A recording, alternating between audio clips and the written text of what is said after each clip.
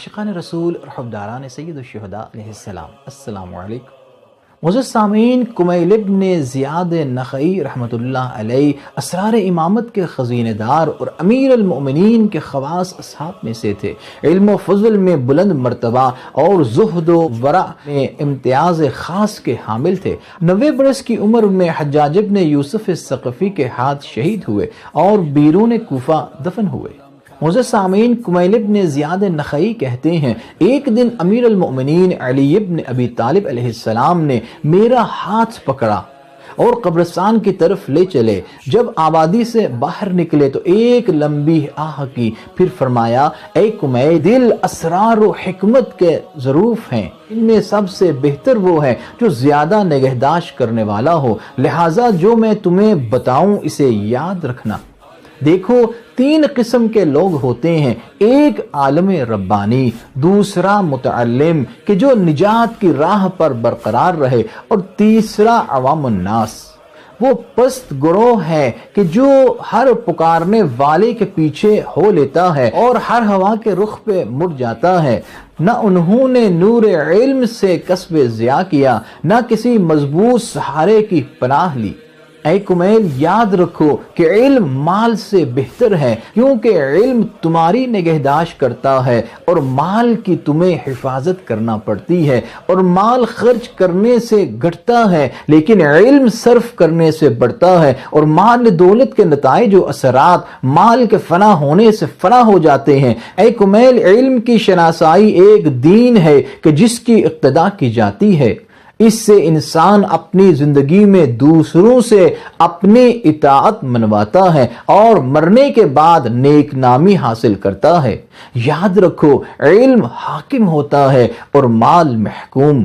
اے کمیل، مال اکٹھا کرنے والے زندہ ہونے کے باوجود مردہ ہوتے ہیں، اور علم حاصل کرنے والے رہتی دنیا تک باقی رہتے ہیں۔ بے شک ان کے اجسام نظروں سے اوجھل ہو جاتے ہیں، مگر ان کی صورتیں دلوں میں موجود رہتی ہیں۔ اس کے بعد حضرت نے اپنے سینہ اقدس کی طرف اشارہ کیا اور فرمایا، دیکھو، یہاں علم کا ایک بہت بڑا ذخیرہ موجود ہے، کاش اس کے اٹھانے والے مجھے مل جاتے، مگر افسوس ملا تو ایسا جو ذہین تو ہے مگر قابل اطمینان نہیں۔ وہ دین کو دنیا کے لیے آلہ کار بنانے والا ہے، اور اللہ کی ان نعمتوں کی وجہ سے اس کے بندوں پر اور اس کی حجتوں کی وجہ سے اس کے دوستوں پر تقوی و برتری لانے والا ہے۔ یا جو ارباب حق و دانش کا مطیع تو ہے مگر اس کے دل کے گوشوں میں بصیرت کی روشنی نہیں۔ بس ادھر ذرا سا شبہ عارض ہوا کہ اس کے دل میں شکوک و شبہات کی چنگاریاں بڑکنے لگیں، اور تو معلوم ہونا چاہیے نہ یہ اس قابل ہے اور نہ وہ اس قابل ہے، یا ایسا شخص ملتا ہے جو لذتوں پر مٹا ہوا ہے اور بے آسانی خواہش نفسانی کی راہ پر کھینچ جانے والا ہے، یا ایسا شخص جو جمع آوری اور ذخیرہ اندوزی پر جان دیے ہوئے ہے۔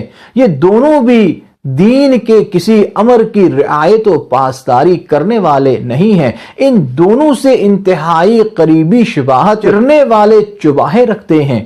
اس طرح تو علم کے خزینے داروں کے مرنے سے علم ختم ہو جاتا ہے، ہاں مگر زمین ایسے فرد سے خالی نہیں رہتی جو خدا کی حجت کو برقرار رکھتا ہے، چاہے وہ ظاہر و مشہور ہوا یا پنہان، تاکہ اللہ کی دلیلیں اور نشان مٹنے نہ پائیں، اور وہ ہیں ہی کتنے اور کہاں پر ہیں۔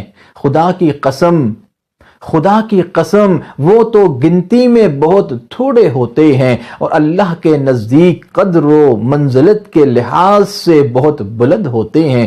خداوند عالم ان کے ذریعے سے اپنی حجتوں اور نشانیوں کی حفاظت کرتا ہے، یہاں تک کہ وہ ان کو اپنے ایسوں کے سپرد کر دیں اور اپنے ایسوں کے دلوں میں انہیں بو دیں۔ علم نے انہیں ایک دم حقیقت و بصیرت کے انکشاف آفات تک پہنچا دیا ہے، وہ یقین و اعتماد کی روح سے گل مل گئے ہیں، اور ان چیزوں کو جنہیں آرام پسند لوگوں نے دشوار قرار دے رکھا تھا اپنے لیے سہل و آسان سمجھ لیا ہے، اور جن چیزوں سے جاہل بھڑک اٹھتے ہیں ان سے وہ جی لگائے بیٹھے ہیں۔ وہ ایسے جسموں کے لحاظ سے دنیا میں رہتے سہتے ہیں کہ جن کی روحیں ملائے اعلیٰ سے وابستہ ہیں۔ یہی لوگ تو زمین میں اللہ کے نائب ہیں اور اس کے دین کی طرف دعوت دینے والے ہیں۔